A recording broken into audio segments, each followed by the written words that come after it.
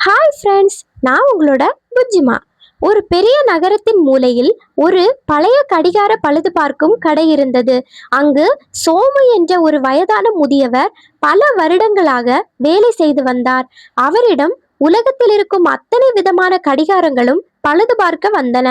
அவர் காலத்தின் மதிப்பை மிக ஆழமாக அறிந்த ஒரு உன்னதமான மனிதர் ஆவார்.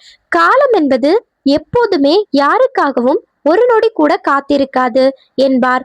ஆனால் அந்த நகரத்தில் வாழ்ந்த இளைஞர்கள் எவருமே நேரத்தை மதித்து நடக்கவில்லை.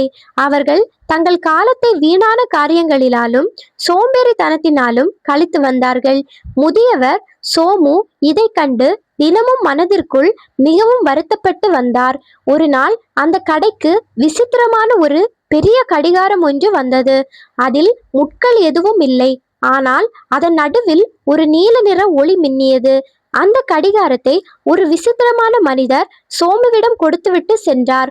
முதியவரே, இந்த கடிகாரம் உடைந்தால் இந்த நகரத்தின் காலமே நின்றுவிடும் என்றார். சோமு அதை ஒரு பெரிய மேஜையின் மீது வைத்து ஆராய தொடங்கினார். திடீரென்று அந்த நகரத்து இளைஞன் ஒருவன் ஓடி வந்து அந்த மேஜையின் மீது மோதினான். அவனது கவனக்குறைவால் அந்த விசித்திரமான கடிகாரம் தரையில் விழுந்து சுக்கு நூறாக உடைந்தது. மறுநொடி அந்த நகரத்தில் இருந்த அத்தனை கடிகாரங்களின் முட்களும் அப்படியே நின்றன. ஆம், கடிகாரம் உடைந்த அந்த வினாடியே அந்த நகரத்தின் காலமும் முற்றிலும் உறைந்து போனது. ஓடிக்கொண்டிருந்த வாகனங்கள், பறந்து கொண்டிருந்த பறவைகள் எல்லாம் அப்படியே நின்றன. மனிதர்கள் பேசிக்கொண்டிருந்த வார்த்தைகள் கூட காற்றில் அப்படியே உறைந்து நின்றன. ஆனால் கடிகாரத்தை உடைத்த அந்த இளைஞனும் முதியவர் சோமுவும் மட்டும் நகரம் முடிந்தது. இளைஞன் பயந்து போய், ஐயோ, என்ன ஆயிற்று, ஏன் உலகம் நின்று விட்டது என்று கத்தினான். சோமு அவனை கோபத்தோடு பார்த்து, நீ காலத்தின் கடிகாரத்தை உடைத்து விட்டாய் என்றார். நேரத்தை வீணடித்த உங்களுக்கு காலம் கொடுத்த மிகப்பெரிய தண்டனை இது என்றார். நகரமே சுடுகாடு போல அமைதியாக மாறியதைக் கண்டு அந்த இளைஞன் நடுங்கி போனான். அவர்கள் இருவரும் வீதிக்கு வந்து பார்த்தார்கள். அங்கே ஒரு உன்னத காட்சி தெரிந்தது. ஒரு தாய் தன் குழந்தைக்கு சோறு ஊட்ட கையை உயர்த்தியபடியே அப்படியே நின்றாள். ஒரு ஏழை தொழிலாளி தன் தலையில் மூட்டையை சுமந்தபடியே சிலையாக நின்றார். காலம் நின்றதால் அங்கே எந்த ஒரு செயலும் அடுத்த கட்டத்திற்கு நகரவே இல்லை. மனித வாழ்க்கைக்கு காலம் எவ்வளவு முக்கியம் என்று இப்போது புரிகிறதா என்றார் சோமு. நேரம் ஓடினால் மட்டும்தான் மனிதர்களால் வாழ முடியும், வளரவும் முடியும் என்றார். இளைஞன் தன் தவறை உணர்ந்து சோமுவின் கைகளை பிடித்து கொண்டு அழுதான். தாத்தா, என்னை மன்னித்து விடுங்கள், இந்த கடிகாரத்தை எப்படியாவது சரி செய்யுங்கள் என்றான். சோமு அவனிடம், இதை சரி செய்ய என்னிடம் எந்த ஒரு புதிய கருவியும் இல்லை என்றார். இதன் முட்கள் மீண்டும் ஓட வேண்டுமென்றால் நீ ஒரு தியாகம் செய்ய வேண்டும் என்றார். நீ வீணடித்த உன்னுடைய கடந்த காலத்தின் நல்ல நினைவுகளை இதற்கு தர வேண்டும் என்றார். அதோடு இனிமேல் என் வாழ்க்கையில் ஒரு நொடியை கூட வீணாக்க மாட்டேன் என உறுதித்தா என்றார். இளைஞன் தன் இதயத்தின் மீது கை வைத்து அழுது கொண்டே சத்தியம் செய்து கொடுத்தான். அவன் தன் கடந்த காலத்தில் சோம்பேறியாக கழித்த நாட்களை நினைத்து மிகவும் வருந்தினான். அவனது கண்ணீர் துளி ஒன்று உடைந்த அந்த விசித்திர கடிகாரத்தின் மீது விழுந்தது. மறுநொடி சிதறி கிடந்த கடிகாரத்தின் பாகங்கள் அனைத்தும் மெதுவாக ஒன்றிணைய தொடங்கின. கடிகாரத்தின் நடுவில் இருந்த அந்த நீல நிற ஒளி மீண்டும் பளபளவென்று மின்னியது. டிக் டிக் என்ற சத்தத்தோடு அந்த விசித்திர கடிகாரத்தின் முட்கள் ஓடத் தொடங்கின. அதே வினாடியில் உறைந்து கிடந்த அந்த நகரமும் மீண்டும் உயிர் பெற்று ஓடியது. வாகனங்கள் ஓடின, பறவைகள் பறந்தன, மனிதர்கள் தங்களின் வேலைகளை தொடங்கினார்கள். அவர்கள் யாருக்குமே தங்களின் காலம் ஒரு சில நிமிடங்கள் நின்றது தெரியவே இல்லை. ஆனால் அந்த இளைஞனுக்கு மட்டும் காலத்தின் பிரம்மாண்டமான மதிப்பு என்னவென்று புரிந்தது. அவன் அன்று முதல் தன் சோம்பேறித்தனத்தை முற்றிலும் மூட்டை கட்டி வைத்து விட்டான்.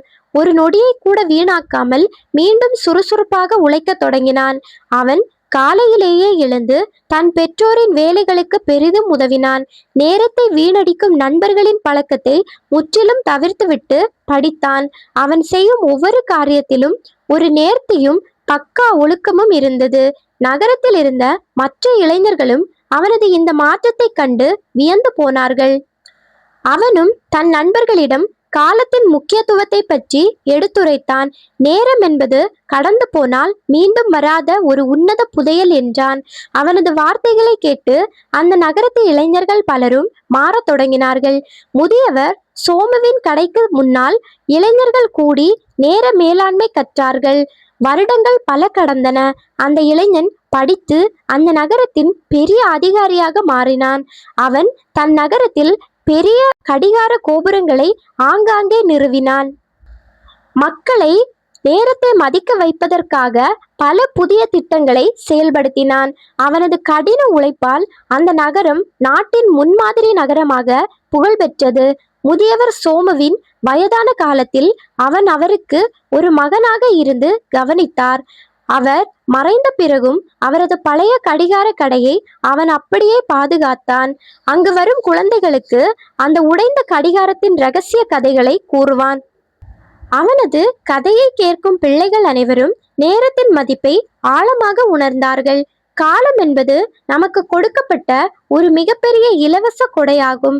அதை சரியாக பயன்படுத்துபவன் சரித்திரத்தில் தன் பெயரை அழியாமல் எழுதுகிறான். அதை வீணடிப்பவன் தன் வாழ்க்கையை தானே இருளுக்குள் தள்ளிக் கொள்கிறான். இளைஞன் அன்று கடிகாரத்தை உடைக்காமல் இருந்திருந்தால் அவனுக்கு இந்த ஞானம் வந்திருக்காது. காலம் அவனுக்கு கொடுத்த அந்த பாடம் அவனது தலைமுறையையே மாற்றிவிட்டது. நாமும் நம் வாழ்க்கையில் இன்று செய்ய வேண்டியதை இன்றே செய்து முடிக்க வேண்டும். நாளை படித்து கொள்ளலாம், நாளை உழைக்கலாம் என்று தள்ளி போடுவது ஆபத்தானது. நேரத்தை மதிக்க தெரிந்த மனிதனுக்கு இந்த உலகமே ஒரு நாள் அடிபணிந்து நிற்கும்.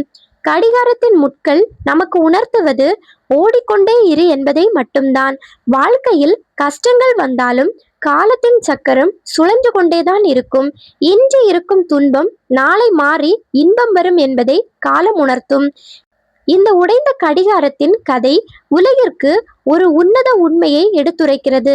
நம்மிடம் இருக்கும் பணத்தை விட நாம் செலவழிக்கும் நேரமே மிகவும் மதிப்புடையது.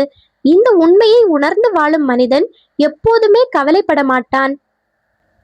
அவனது ஒவ்வொரு நொடியும் அர்த்தமுள்ள ஒரு பதிவாக மாறி வரலாற்றில் நிலைக்கும். இளைஞனின் இந்த உன்னதமான வாழ்க்கை வரலாறு என்றும் அழியாத ஒரு பாடமாக மாறியது. வாழ்க்கையில் நாம் இழந்த பணத்தையோ அல்லது பொருளையோ கடினமாக உழைத்து மீண்டும் சம்பாதித்து விட முடியும். ஆனால் நாம் வீணடித்த ஒரு சிறிய நொடியை கூட இந்த உலகத்தில் எவ்வளவு பெரிய கோடீஸ்வரனாக இருந்தாலும் மீண்டும் விலைக்கு வாங்கவே முடியாது. காலத்தின் மதிப்பை உணர்ந்து நட. காலத்தை சரியாக பயன்படுத்துபவன் எப்போதும் வாழ்வில் வெற்றியை மட்டுமே சந்திப்பான். காலத்தை அலட்சியம் செய்பவன் எப்போதானாலும் அவன் தோல்வியை தழுவிக்கொண்டே இருப்பான். மீண்டும் மீண்டும் நாம் வெற்றியடைவதும் தோல்வியடைவதும் நம் கடிகாரத்தில், அதாவது நாம் நேரத்தை எப்படி பக்குவமாக ஆள்கிறோம் என்பதில்தான் மறைந்திருக்கிறது. இந்த ஸ்டோரி உங்க எல்லாருக்கும் கண்டிப்பா பிடிச்சிருக்கும் அப்படின்னு நான் நம்புறேன். அப்படி உங்களுக்கு பிடிச்சிருந்துச்சு அப்படின்னா கண்டிப்பா சேனலை சப்ஸ்கிரைப் பண்ணி வச்சுக்கோங்க. மறக்காம உங்க ஃப்ரெண்ட்ஸ், ஃபேமிலி எல்லாருக்கும் ஷேர் பண்ணி விடுங்க.